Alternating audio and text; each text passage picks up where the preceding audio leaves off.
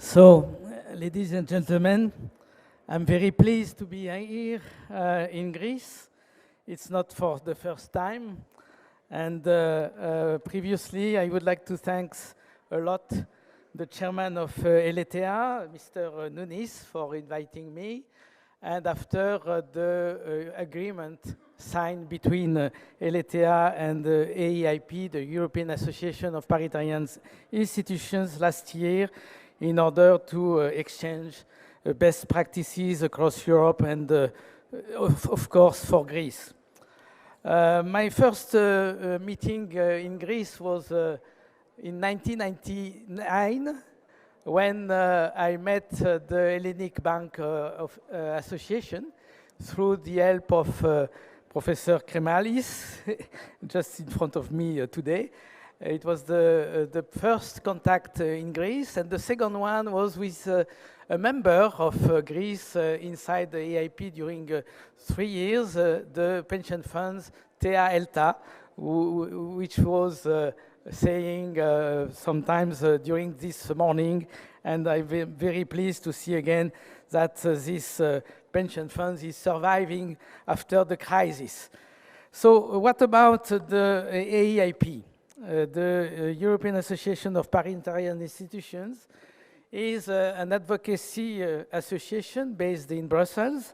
We are talking about lobbying, in fact, in Brussels, in order to promote the social protection schemes under the parliamentarian agreements between employers, representatives, and employees, representatives all together.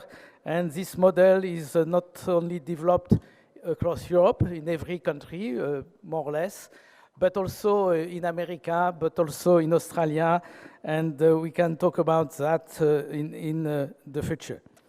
The mission is to share the protection of the interests of all the members of EIP.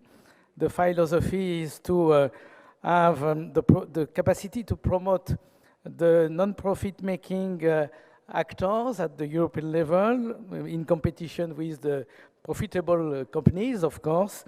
And our members are confident that it will be possible to survive in the future with some good practices shared all together. What we do, we are proposing amelioration of the projects of directives, regulations given and proposed by European Commission, but not only.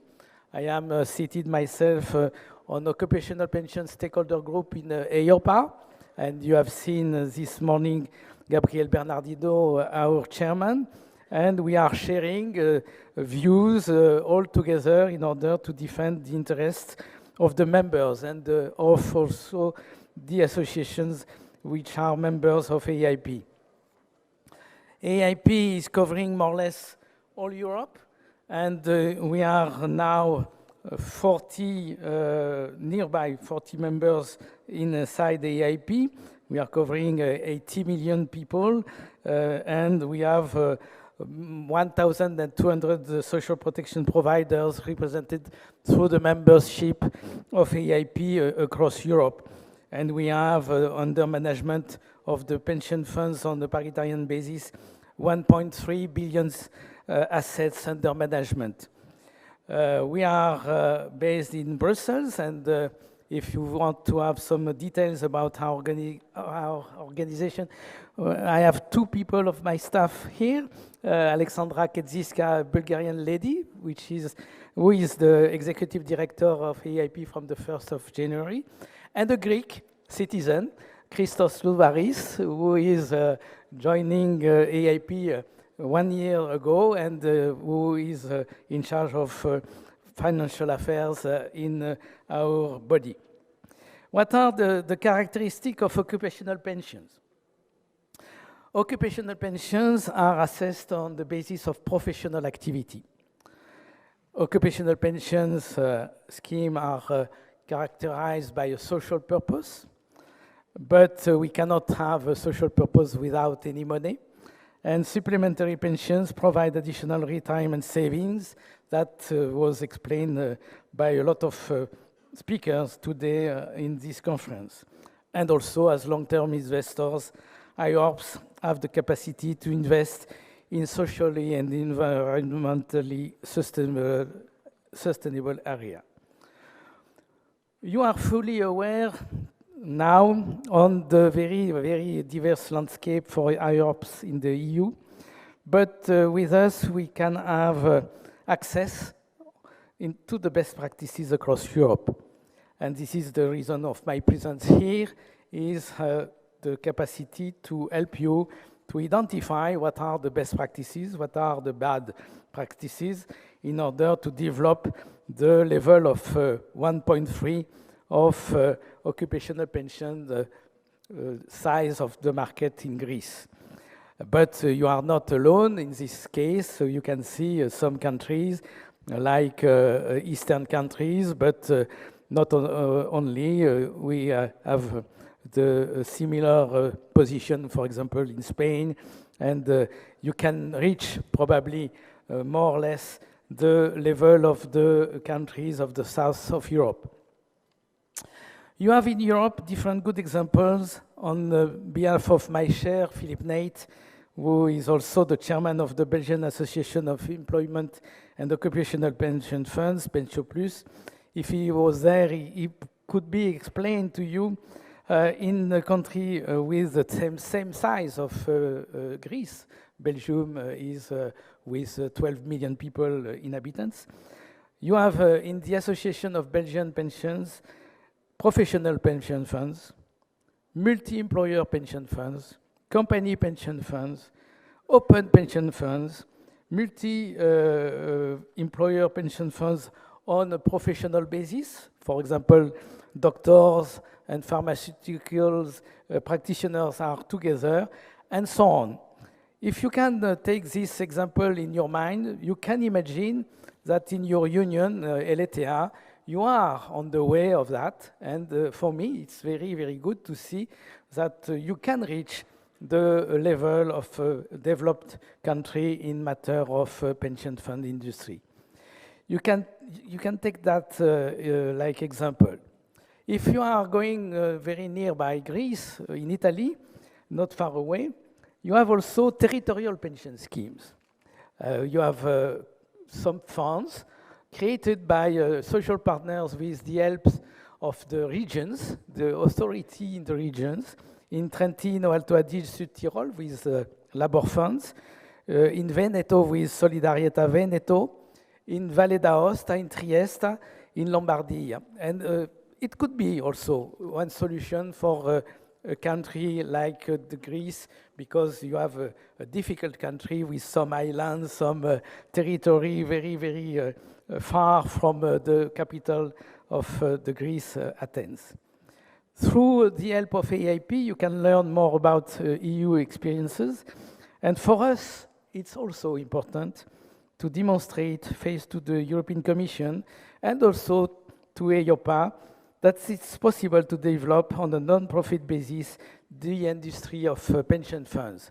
And if we are in mind the demonstration of the unions this morning, beginning of the meeting, you can think about that. It's necessary to demonstrate that the non-profit making goal, the capacity to this part of the economy to develop pension funds is very, very important. And you can embark, I'm sure, pretty sure, the unions in your way.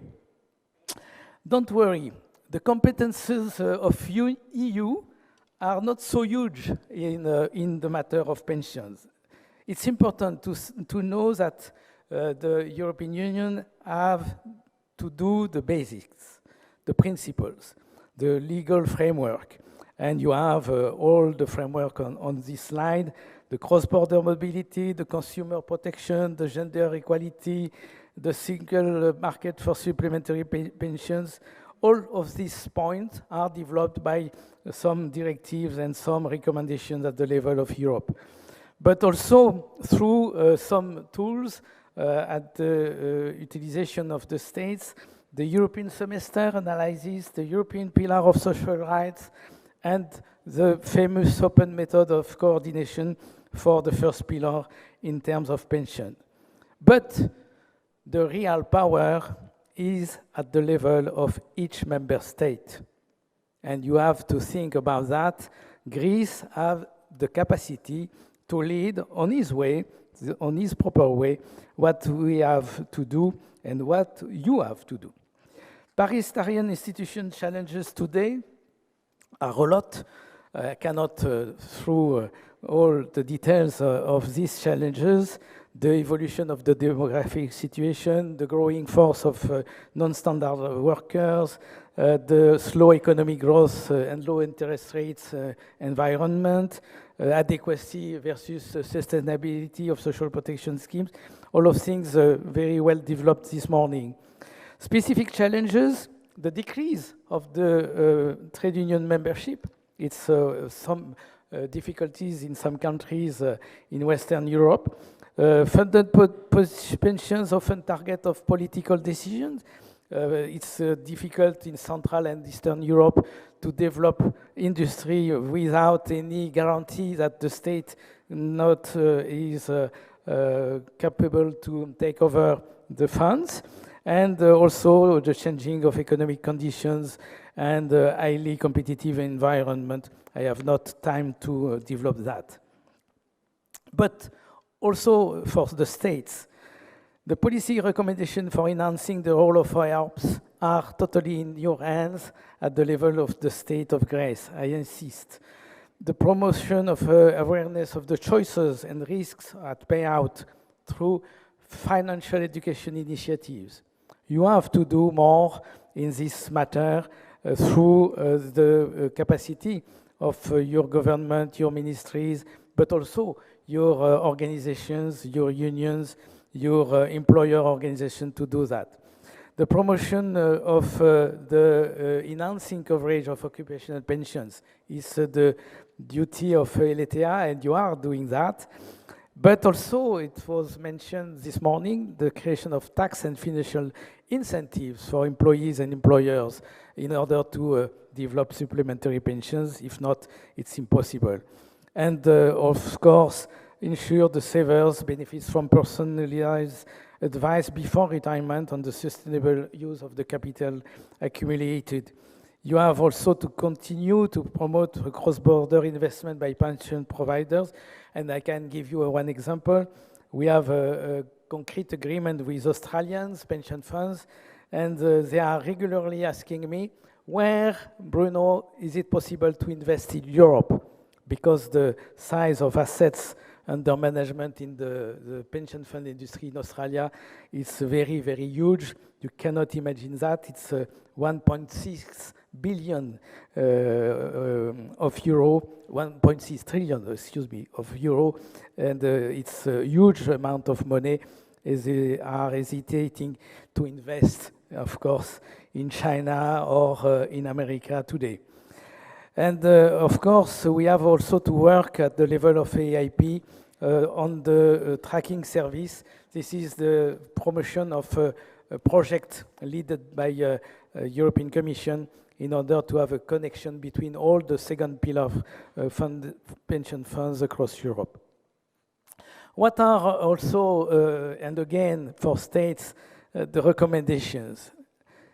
The EU have given to the member states the capacity to make the rules and the regulations more flexible in the framework of IORP2 directive, and especially the national and social labor law, the tax law, and in this case, you have to push your authorities to open the doors and to have no more bureaucracy or more details in the regulation in order to have a fair development of pension fund industry. You have also to assess the implementation of the IORP directive in a regulatory framework in order to avoid difficulties in the interpretation, for example. Other policy recommendations to the states and the EU member states, the capacity for the social partners and for all the stakeholders to adapt and to adopt a long-term and holistic approach to developing multi-tier pension system. And you have to take in account the increasing of the women workforce, the non-standard workers, the independent workers. It's necessary to open the doors for all the categories of economical agents at the level of the society. It's necessary to develop a robust and science-based methodological tools on the impact of IORPS on sustainable finance goals. It was demonstrated this morning by the professor Kyriakopoulos in Queen's University in London.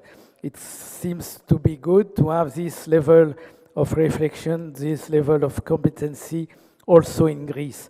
And you have, of course, it's the necessity today to take into account the impact of ESG factors across Europe and across the world. Finally, my personal comments for you on your situation currently. As Gabriel Bernardino said, this is completely the right time to do the best for the pension fund industry in Greece.